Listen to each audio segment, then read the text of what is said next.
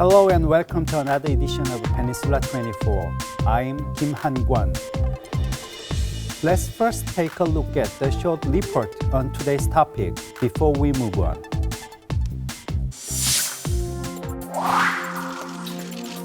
Dynamics of the Korean Peninsula have been fluctuating these days. Kim Jong-nam was killed by a VX nerve agent, and North Korea carried out another missile launch only 22 days after it has launched the IRBM named Song-2. Seoul and Washington have unveiled their will to deploy the THAAD system as soon as possible in order to better contain the rising threats from Pyongyang. 사드 체계 한반도 전개는 고도화되고 있는 북한의 핵미사일 위협에 대한 한미 동맹의 대응을 가속화하기 위한 조치입니다. China has voiced strong opposition to it. It has intensified economic retaliation against Korea. And during the National People's Congress, which was held recently, China maintained a strong stance against Korea's deployment of the US THAAD system.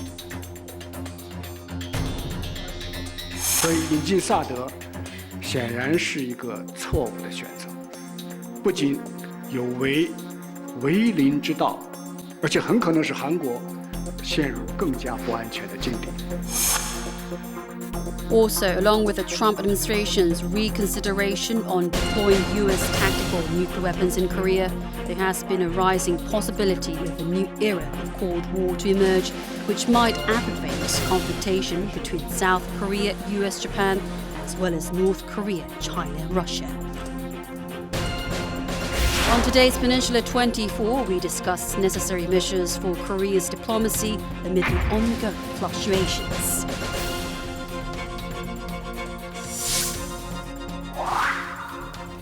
For today's discussion, we are joined by Song Seong-jong at Military Science at Daejeon University, The pleasure is all mine. and Kim Jae-chun, Professor of Graduate School of International Studies at Sogang University, It's good to be here. and James Kim, Research Fellow at Asan Institute for Policy Studies. Thanks for having me. Thank you for coming. Korea and the U.S. military authorities have begun the process to deploy an advanced missile defense system known as THAAD, Terminal High Altitude Area Defense. Professor Song, what kind of system exactly is it, and what would be the next steps?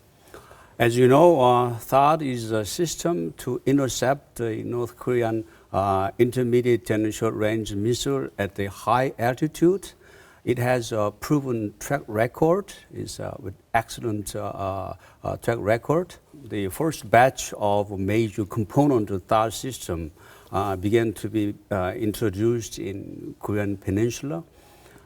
Basically, THAAD system consists of 4 parts, as you know: the radar and the fire control, the support system, and launcher and the missile itself.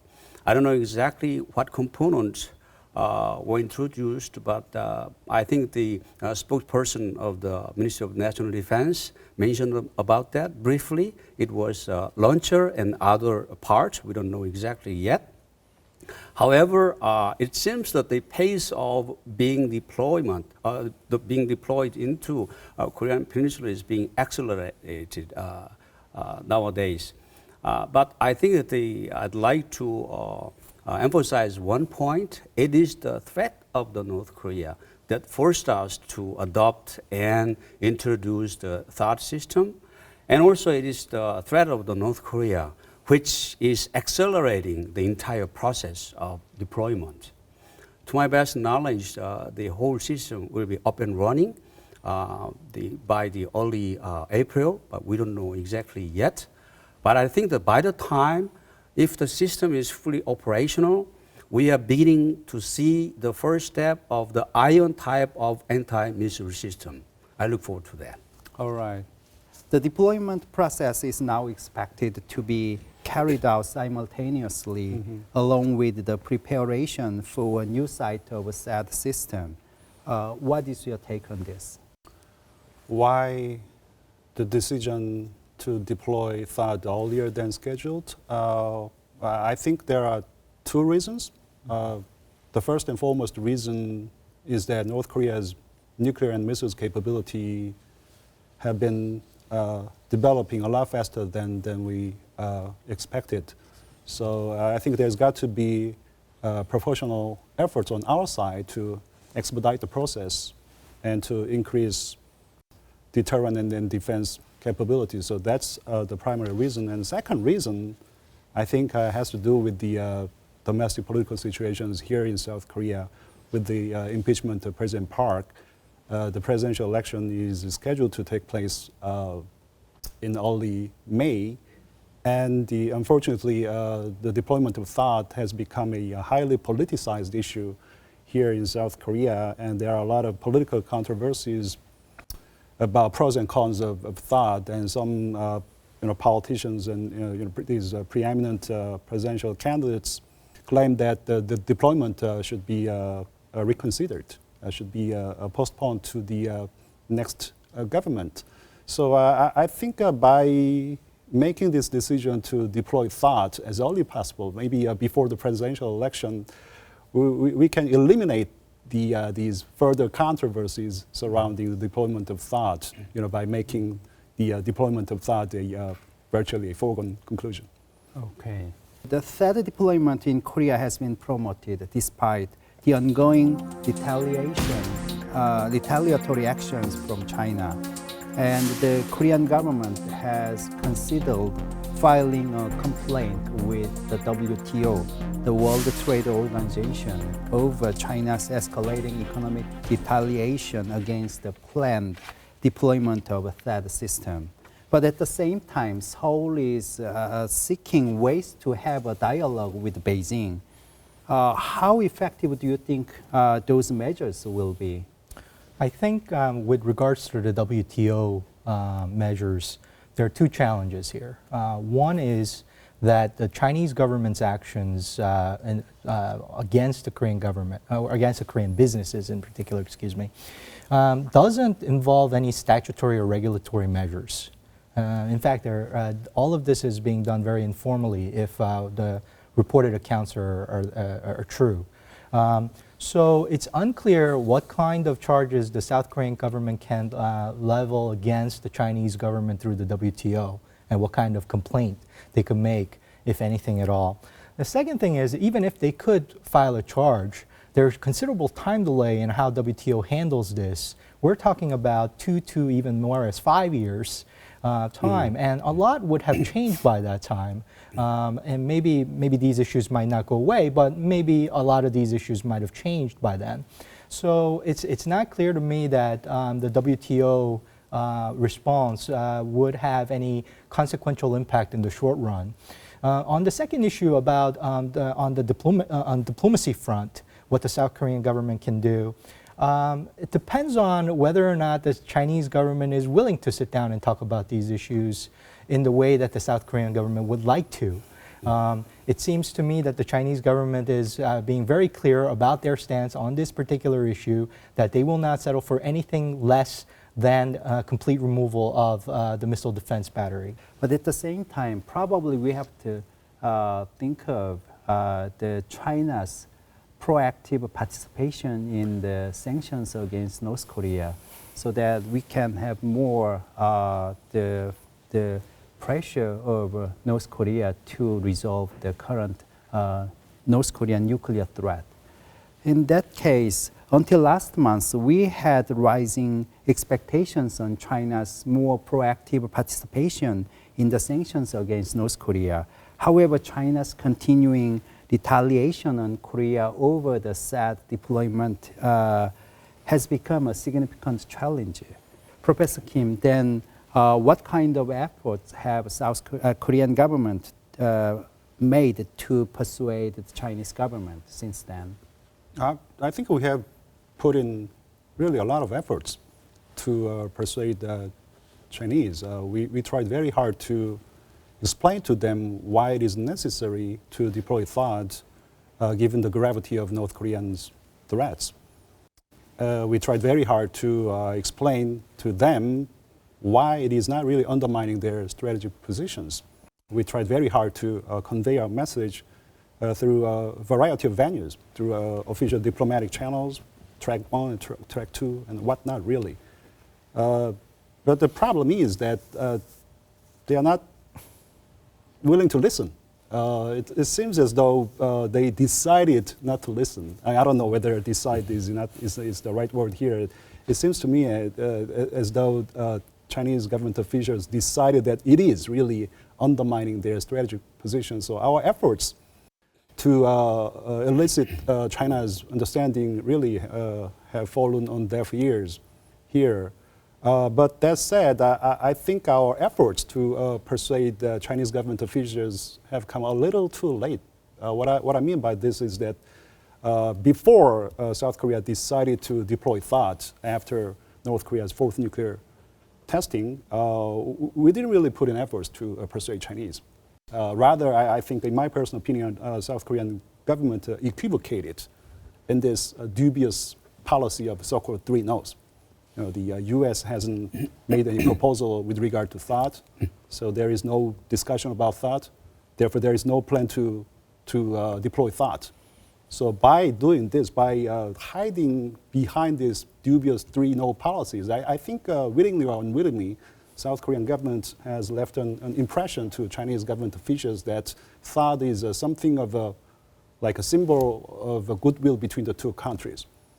So I think from the very early stage on, I think our government should have presented THAAD as something that we can do, something that we'll have to do if North Korea's threat crosses a certain threshold. This is something that we can do, but we haven't done it.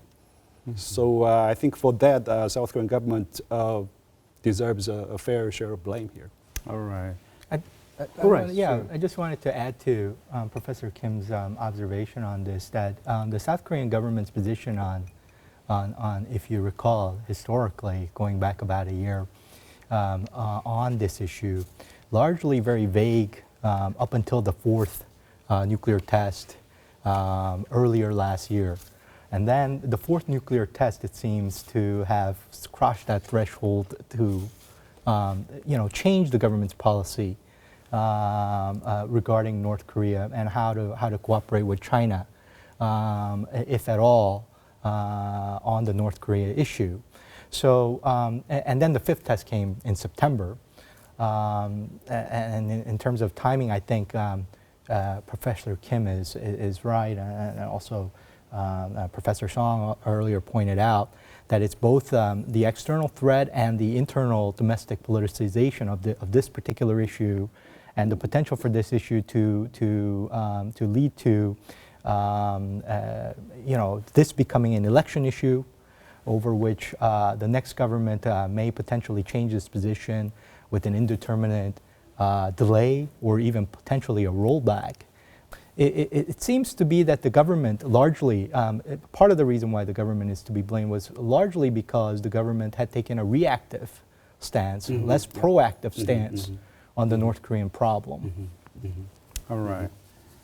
Professor Song, I'd like to further discussion on the China's retaliatory actions against Korea. The problem is that the Chinese government is officially denying its indirect retaliation against the THAAD deployment in Korea, as there is no specific evidence such as the official document.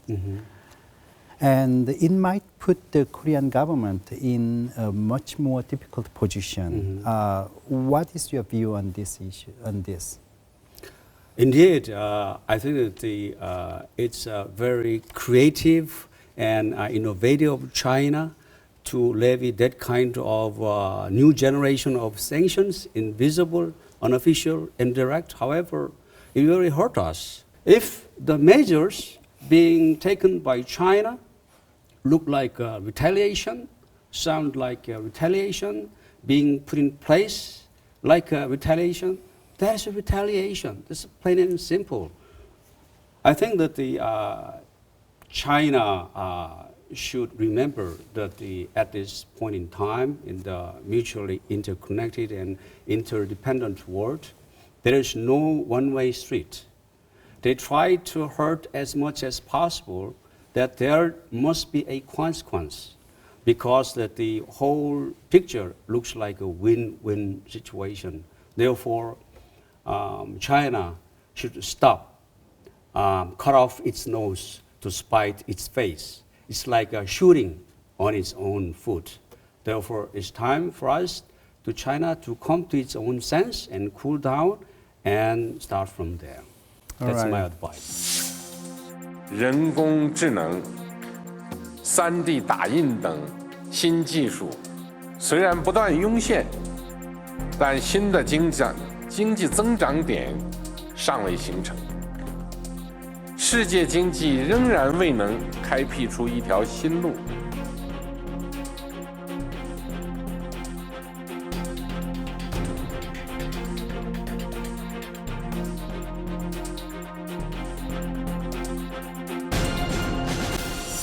Chinese President Xi warned against protectionism and emphasized globalization.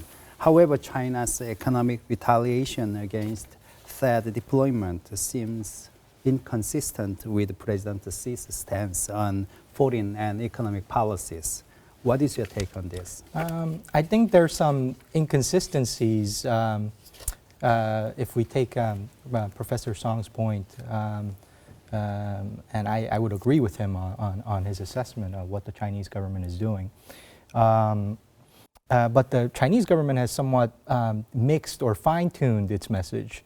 Instead of saying, at least the chatter coming out of the media is that the focus of the complaint that the Chinese citizens should levy against the Koreans, if at all, should be focused on Lotte and not other Korean businesses or Korean nationals in China.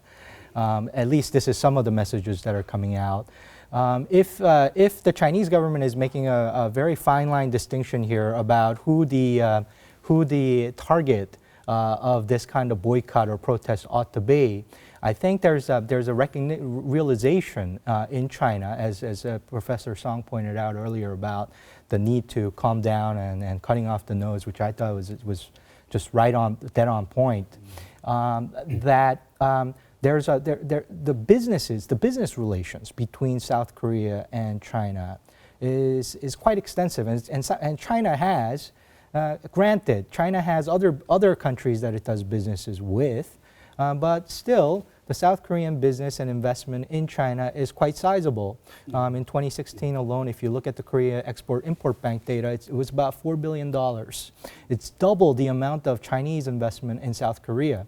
Now, those translate into jobs for Chinese people, and China has something to lose from this if they take a very negative and very confrontational approach to Korean businesses writ large.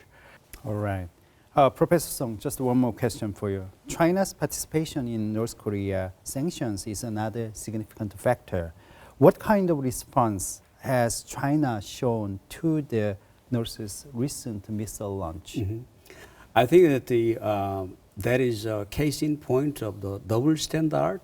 On one hand, they are blowing the threat of the THAAD system out of epic proportion, but try to minimize the threat of the North Korea as little as possible. Therefore, I think that we have to raise a question as to whether their strategic assessment is sound or not. As you know, China is no longer a small country and a small power. It is being regarded as G2, even if there is no official the nomenclature in that respect. Nonetheless, China is second largest the global power, and if they want to be treated as such, they have to act as such, which means that they must be a responsible player of the international community. On one hand, they are turning a blind eye to the outrageous provocation and threat of the North Korea, but I think that they are overemphasizing the entire the imaginary threat from the THAAD system. I think that they need to maintain some balance I understand they blame in principle in terms of the unanimous the condemnation against the recent the firing of ballistic missiles from North Korea. But in practice, they are condoning the bad behavior of the North Korea over and over again. I don't know. I think that China will come to the moment of truth, and they must make a decision whether they will live up with the North Korea and forever, or they have to have a second thought. We'll see.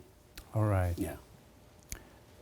Considering the China's retaliatory actions against the THAAD deployment and how Korea has viewed China as a diplomatic partner and how China viewed Korea might be different. Professor Kim, then if so, what do you think are the differences between the two countries' views? Before we go into that question, if I can say some more words about our policy options with regard to China's retaliatory measures.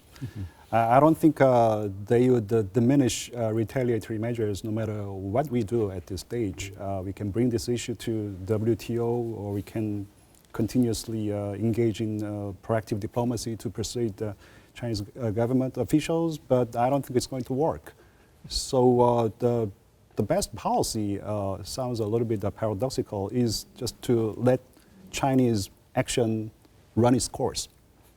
And at the end of the day, I think our relationship, our economic relationship with China will remain intact. I mean, I don't think there will sever official diplomatic or economic relations. Of course, I mean, in the meantime, we will be suffering, but as Dr. Kim and Professor Song mentioned, they will suffer as well. So I think eventually they will be learning the lesson. Retaliatory measures will backfire. You know, they want to become a great power country. They want to garner respect from the neighboring countries, but implementing these petty retaliatory measures are not really unbecoming of great power that they aspire to become. I think eventually they will learn the lesson. With regard to your question about the way we see each other, I think there are strategic misperceptions that we have toward each other in our diplomatic relations. South Korea thought that by befriending China, by going to China and by participating in war victory ceremony, we can make China play a more of a critical role in denuclearizing North Koreans, or maybe elicit their help on unification issue. But that didn't happen. Likewise, China thought that by launching charm offensive, by going to Seoul National University and by talking about these similar historical colonial experiences, they thought that they can drive the wedge between Korea and the United States, drive the wedge between Korea and Japan, but that didn't happen. I think this proves that there is still a deep-seated distrust, strategic distrust toward each other. And I think it's going to take very long for two countries to narrow this strategic gap in our strategic perception toward each other.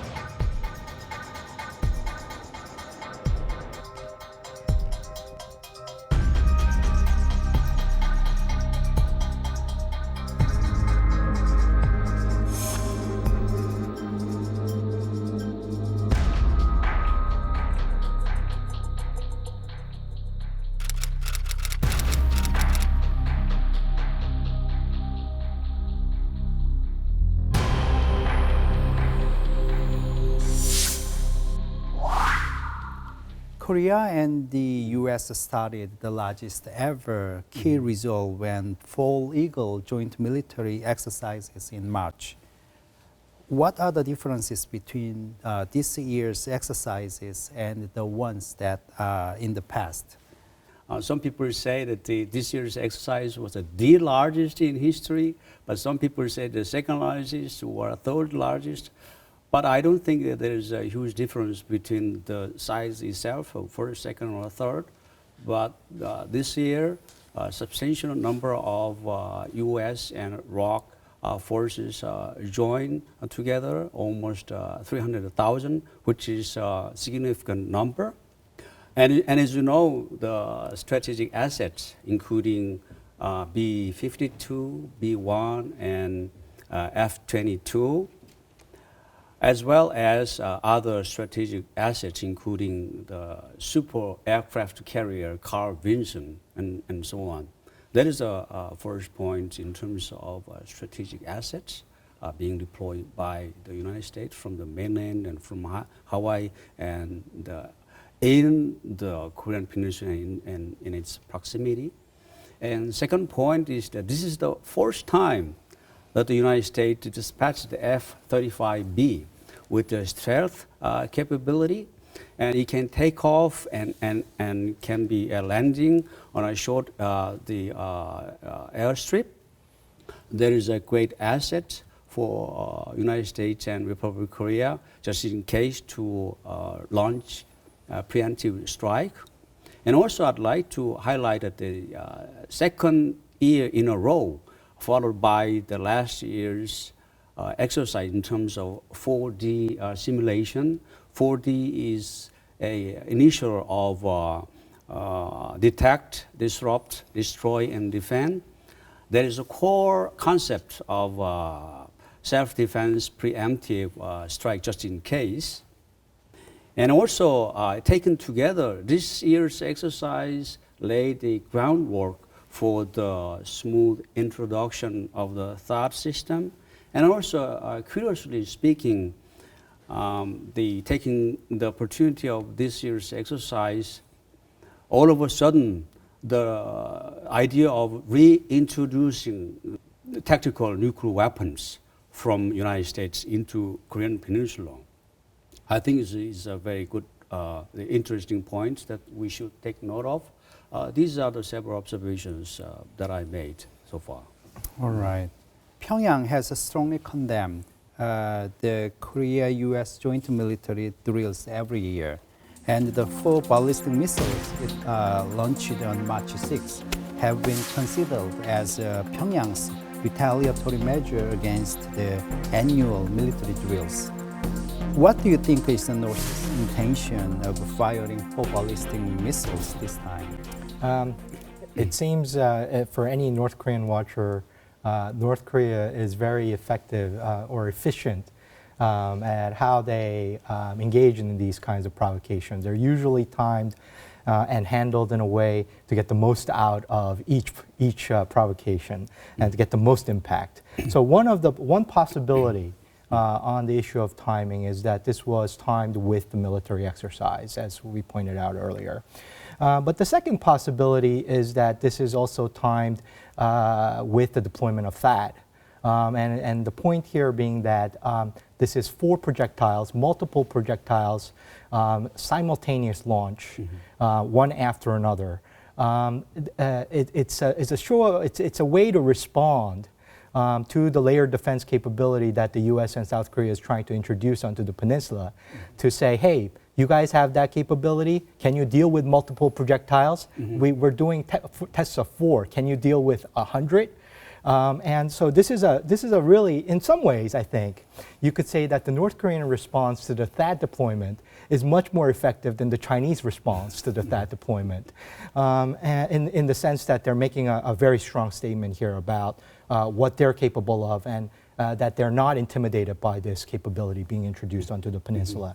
The third point to be made here is where this was aimed at.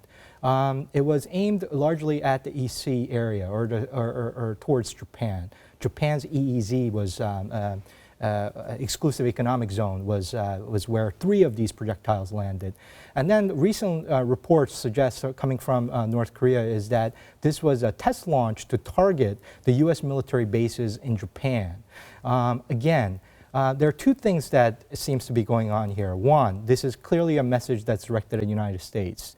2, this is a message that is not directed at South Korea, thereby impacting the possible likely election, which is to happen very soon. They do not want the politicization of the security issue, which would end up possibly helping the conservatives in the next election. So they would rather that this issue not be interpreted as a provocation against South Korea. So it's timed in very an interesting way. It's carried out in a very interesting way. The target also is also very deliberate, it seems, in order to get the most impact out of this. All right. Professor Kim, Dr. Kim already mentioned about to understand the North Korea's intention by the launching 4 ballistic missiles, and he pointed out 3 important points. But I'd like to more focus on the 3rd point, that is why it should went toward East Sea, and what was the Japanese government reaction this time. For example, the missile fell into Japan's EEZ, exclusive economic zone, and it is the same place where the North's Nodong missile landed in August last year.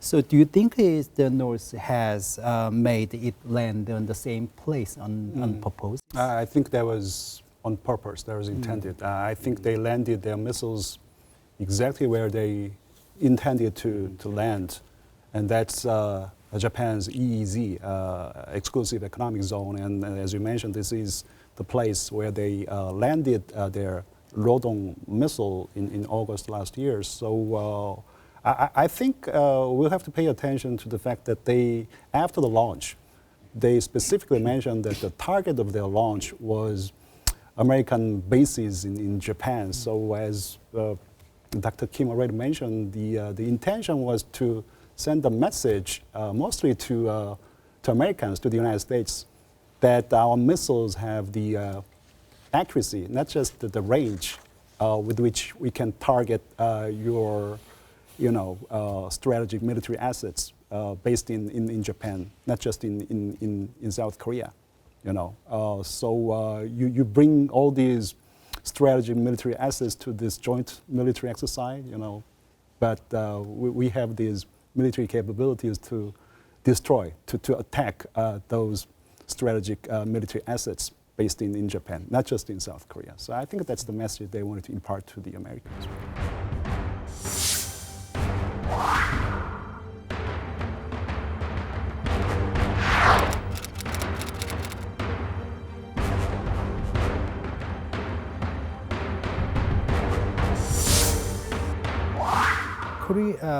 Dr. Kim, Korea-U.S. alliance has been maintained for 64 years since the end of the Korean War back in 1953, and it is an unprecedented case in the history of global politics that 2 countries maintain the alliance for over 6 decades. Please elaborate more on the history and current state of U.S.-ROK alliance. Well, as you point out nicely, it's been over 64 years now, and counting, since the Mutual Defense Treaty was first signed, 1953. The relationship has continued despite changes in regime and even governments. Even when leaders have had different priorities, we've seen the alliance enduring through all these years. It suggests that it's very robust. It also suggests that it's also highly institutionalized. As we know, in 1978, the 2 countries created the Combined Forces Command, which allows for complete command over the South Korean troops, forces, and as well as the USFK. on the peninsula in the event of a contingency. There are active duty personnel in U.S. Military personnel on the peninsula, 28,000. A little over that. On the Korean Peninsula, you have additional 54,000 in Japan that is also ready to stand by in case of a contingency in the event that happens. So the security relationship is pretty solid. And you could even argue that it's a tried and tested arrangement in the sense that we haven't had a second Korean War since this treaty was signed. Yes, we've had provocations. Yes, we've had situations where things got very tense, but we didn't have a full-front confrontation between North and South Korea. We haven't had a second Korean War. You could debate and argue, you can make a case that the alliance is largely responsible for deterring North Korea from engaging in a second potential invasion of South Korea. On the commercial side, the bilateral commercial ties are very strong. In 2015, the total trade between the two countries are about $150 billion. The amount of investment going from South Korea into the United States, a lot larger than coming back from the United States. As a result of the FTA, we have about 80 to 90% tariff-free on all items. By 2020, that will go up to about 98, 99%. Everything looks good. The leaders also were highly favorable until very recently. I mean, that has shifted somewhat with Donald Trump. But overall, the Korean public's general views about the United States is quite high. The amount of people-to-people exchange, just by looking at the number of exchange students, Korean students going to study abroad in the United States, and increasingly American students coming to Korea, suggests that the relationship is as good as it can possibly be at this point. It's a tried and tested relationship, which saw benefits going to both sides here. For both the United States in maintaining regional stability in this region so that the United States did not have to get embroiled in another world war in this region after World War II, and for South Korea for not having to go through a second Korean War and reaping the economic and the social benefits on both sides. It was a win-win situation for everyone, I think. Right.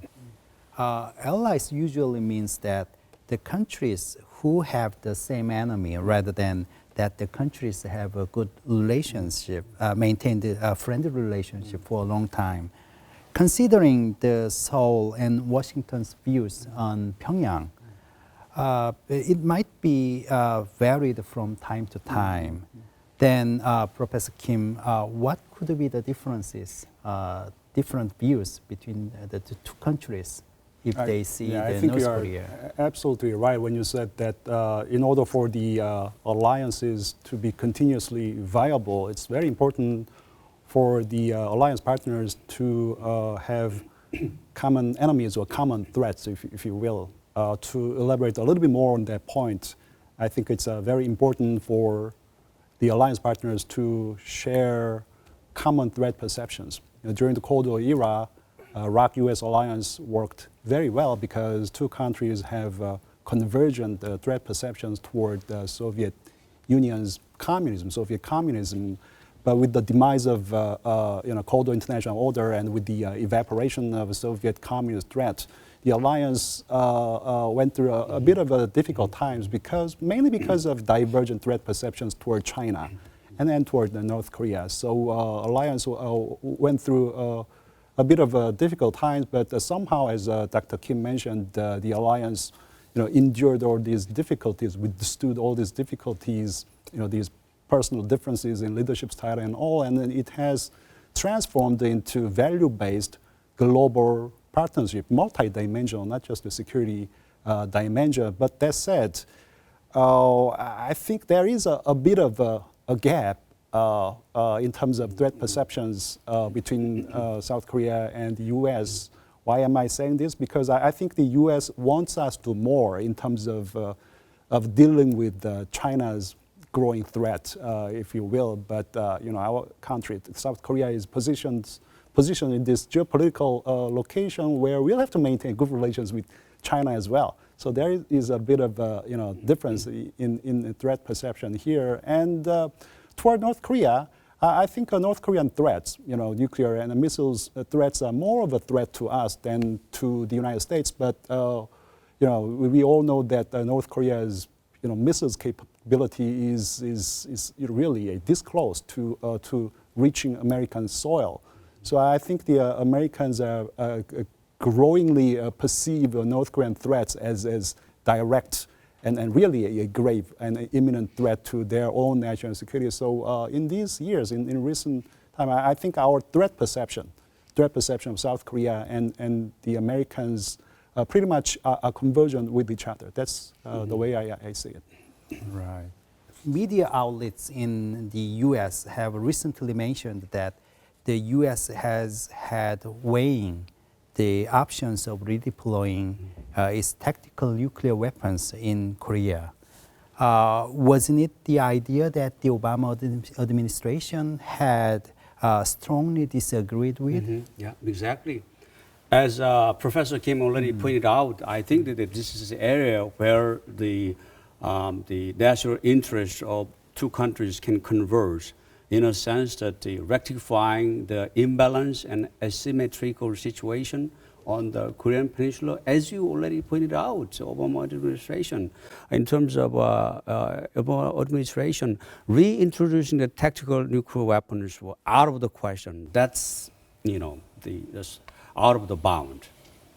However, things have changed dramatically. I think that the Trump administration reportedly at the NSC level, they talked about the idea of kicking around the idea of reintroducing tactical nuclear weapons on the Korean Peninsula. Of course, some people raise eyebrows on such a outrageous measures that might be taken by the United States or the Republic of Korea.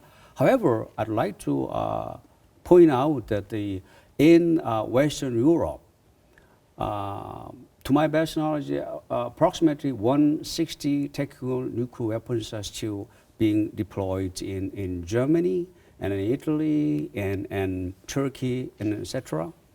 I think that if the United States is maintaining that magnitude of tactical nuclear arsenal in Western Europe, there's a very good reason. They want to be prepared for the possible threat from Russia. But on the Korean front, our situation is much more dangerous, and the threat from North Korea is not less threatening than the Russian threat. Therefore, if we have a serious dialogue of reintroduction of tactical nuclear weapons that were withdrawn in 1991, I think that the mere issue of that kind of the dialogue might change dramatically the strategic calculus, not only the China, but North Korea. If for example, denuclearization declaration is acting like a roadblock for the protection of our own survival, I think that we need to have the national dialogue in that perspective. All right. That's my point. All right.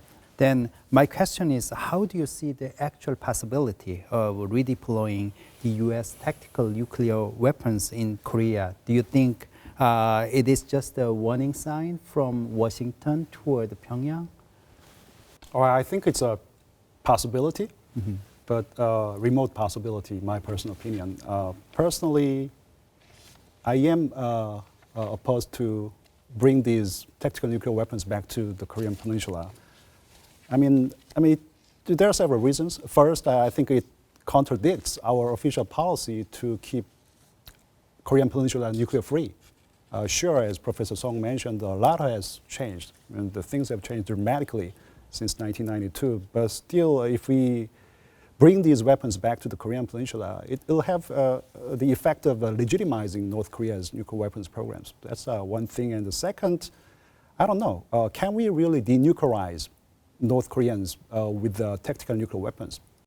Unless we use these tactical nuclear weapons as weapons of first strike. But like it or not, North Koreans, I do believe that they have military capabilities with which they can deter our first strike, whether that be a nuclear strike or a conventional strike.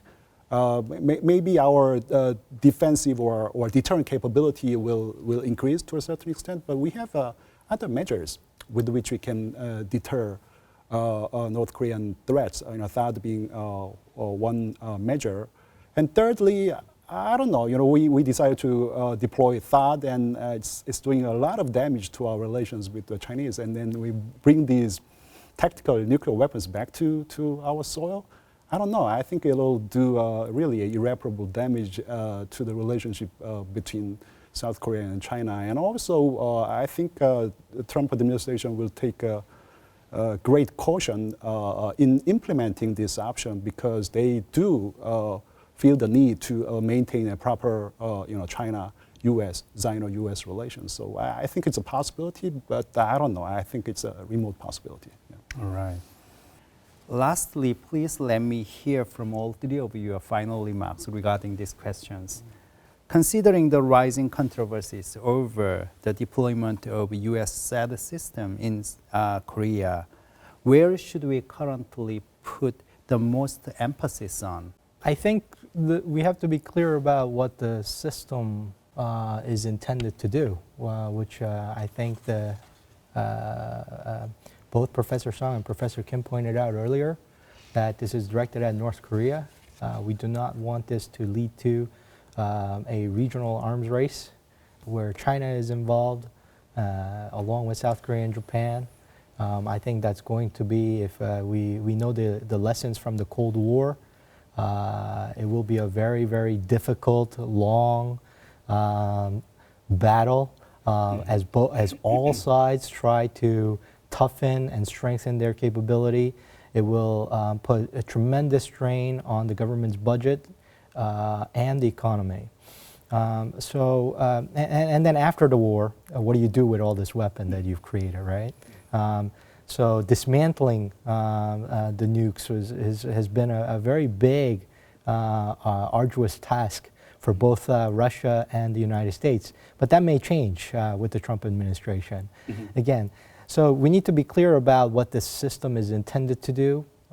We also need to be very aware that this system is not something that is a panacea to all of our problems. North Korea has different ways in which it can attack, it can provocate, and ballistic missile and nuclear arsenal is just one of them. Weapons of mass destruction involves both chemical and biological weapons as well. And what do you do about the sea of artillery, which is within striking distance along the border? Again, all of these issues need to be handled comprehensively, that this is just one piece of that puzzle. And it's only a one piece of that puzzle for this particular moment in time, because North Korea's capability would also be evolving to deal with these new capabilities that are being introduced.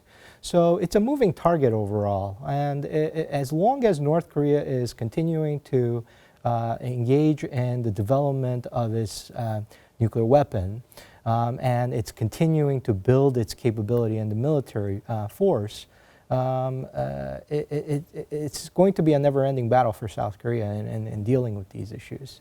So overall, I think those are some of the issues. What the objective is here, clarity on the objectives, which I think is very important. Well, I think it's important to remember that foreign policy starts at home, by which I mean that we really have to put our house in order to implement effective foreign policies.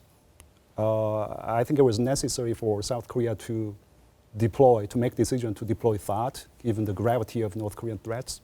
But I don't think the government hasn't put in enough of efforts to mobilize domestic consent. didn't really try very hard to obtain understanding from the domestic audience. And that's one of the reasons why there has been a great deal of controversy over pros and cons about deploying THAAD. That said, I think it is very important for politicians to stay united. If they are divided, I think it is very likely for China to take advantage of our domestic political situations. There is a saying that politics stops at water's edge. It means that politicians will have to put these parochial partisan interests behind when it comes to national security matters. So I think it's very important for politicians to work out the differences and present a unified front against China's petty retaliatory measures. And I think eventually, I think it's very important for South Korea to stay the course. In the meantime, a significant loss will incur, but if we change the course, if we reconsider, and if we make a different decision at this very critical stage, I think a greater loss will incur in the end. So I think it's very important. As I said, the loss will incur. There will be a great deal of loss, but I think it's very important for South Korea to stay the course. All right. Professor Song, please. I think it's very curious to me, personally speaking. Chinese reaction seems to be blown out of proportion, and the over-exaggeration or over-emphasis of the imaginary threat from the THAAD system and radar, whatever. But I think that I thought about the motive behind their calculation. We need to know why they are doing what they are doing. I think that the one point that I'd like to raise is that we have to turn our attention to the South China Sea. That is the most vulnerable point that China is faced with. As you know, China suffered a humiliating loss in terms of the legal the defeat in the international the court. The lawsuit was raised by the Philippines. That means the ruling was that there is zero ground for China to claim territorial rights within the dispute area. Nonetheless, China is extremely busy militarizing all the island within the disputed area. Having said that, there is the weakest point, most vulnerable point that China doesn't want the global international society pay attention to. I think that the situation on the Republic of Korea, the Korean Peninsula, is a welcome distraction that turn global attention from the South China Sea to the Korean Peninsula. I think that the Korean basing, by means of Korean basing, China, I think that China thinks that they will lose nothing.